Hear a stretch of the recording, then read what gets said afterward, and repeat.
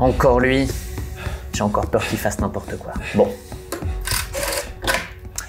Tristan, est-ce que je lui dis d'aller au rupteur à notre ami qui aime toujours finir torchon chiffon carpet sur ses séances? Nico, ça fait 1000 fois que je lui dis, même à VMA, faut pas y aller à fond. Ah, tu connais le problème, hein. Il ne vit que pour les 400 mètres d'une séance VMA. Tout le reste lui est égal, car pendant ces 110 secondes, au moins, il est libre. Aïe aïe aïe. Toujours aussi rapide et furieux lui, hein. Allez, j'active le code rouge.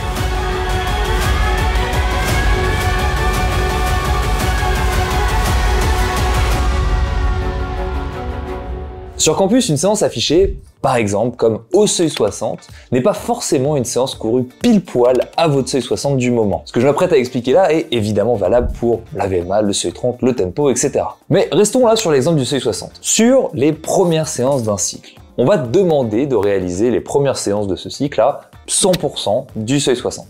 Parfois 101, 102, 103%, mais simplifions, disons 100%. Ces premières séances sont, par leur structure, des séances faciles.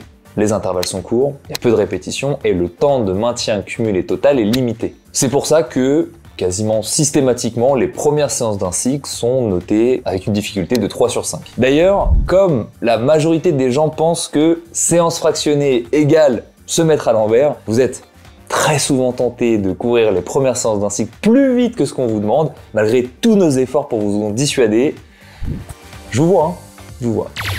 Mais bon, ensuite, on avance dans le cycle pendant 1, 2, voire 3 mois selon vos besoins. Les séances vont se complexifier, au plus grand plaisir de ceux qui aiment les séances difficiles, mais on va volontairement conserver la même vitesse. Vous allez progresser physiologiquement grâce à ces séances, mais on va pas faire évoluer les allures tout de suite dans le plan d'entraînement. C'est ce qu'on appelle sur campus la vitesse de travail, qui, au fur et à mesure du cycle, devient différente des allures physiologiques qu'on appelle allure estimée. Si je reprends notre exemple et que je prends la définition du seuil 60, qui est l'allure que l'on pourrait tenir 60 minutes si on était en pic de forme, bon, eh bien, au début du cycle, admettons que votre seuil 60 soit de 4 minutes 30 au kilomètre. Eh bien, à ce moment-là, vous pourriez tenir 4 minutes 30 au kilomètre sur 1 heure si vous étiez en pic de forme. Et comme on est au début du cycle, on va vous demander de courir ces premières séances de seuil 60 à 4 minutes 30 au kilomètre. Maintenant, nous sommes dans le 3e mois du cycle. Vous avez réussi à survivre jusque-là. Eh bien, dans ce 3e mois, on va toujours vous demander de courir à 4 minutes 30 du kilomètre.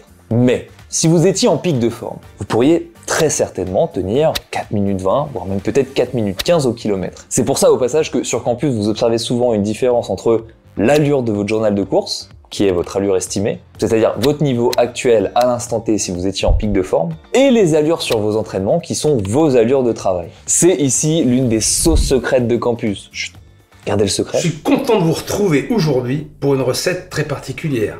Nous misons sur tes progrès au cours d'un cycle pour pouvoir réaliser certaines séances. Certaines séances de fin de cycle seraient des 6 voire 7 sur 5 de difficulté si elles étaient courues à 100% de l'allure du thème en question. Mais c'est là où nous misons sur vos progrès. Nous misons sur le fait que votre corps va assez progresser pour que ce qui représentait 100% de votre seuil 60 au début du cycle ne sera en fin de cycle que 98, 97, voire 96%.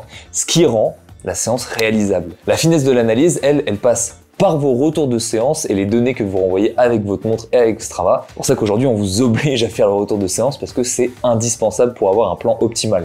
Tout ça pour dire que c'est normal que vos vitesses de travail et vos vitesses estimées soient différentes. C'est le principe fondamental du fonctionnement des cycles de progression sur campus, qui est une méthode qu'on a élaborée et éprouvée dans un but précis, vous faire progresser sur le long terme. Prenons quelques exemples concrets d'incompréhension qui sont assez réguliers. Par exemple, vous faites une préparation marathon, admettons, et vous avez 3 mois de seuil 60. Vers la fin de ce cycle, vous décidez de faire un semi-marathon et vous vous rendez compte que votre allure semi-marathon est pas bien différente que votre allure de seuil 60. Eh bien, vous aurez compris que comme votre allure de seuil 60 n'a pas bougé au cours de votre cycle alors que vous allez progresser, c'est normal que votre allure semi-marathon se soit rapprochée d'elle. C'est normal. Un autre exemple d'incompréhension, c'est quand des personnes vont semer le trouble dans votre esprit en jugeant hâtivement de vos séances, en disant par exemple « Oh là là, 16 fois 1 minute à VMA, mais c'est n'importe quoi comme séance, c'est beaucoup trop dur, c'est impossible à VMA, blablabla. » Encore une fois, c'est normal que ces personnes disent ça. Soit elles n'ont pas pris le temps, ce qui est souvent le cas, soit elles manquent de compétences pour juger votre entraînement dans sa globalité. Tout ce qu'il faut retenir, bon, c'est cette vidéo déjà, mais c'est qu'il faut avoir confiance dans votre plan et être assidu sur vos retours de séance pour en tirer tous les bénéfices. C'est bien noté.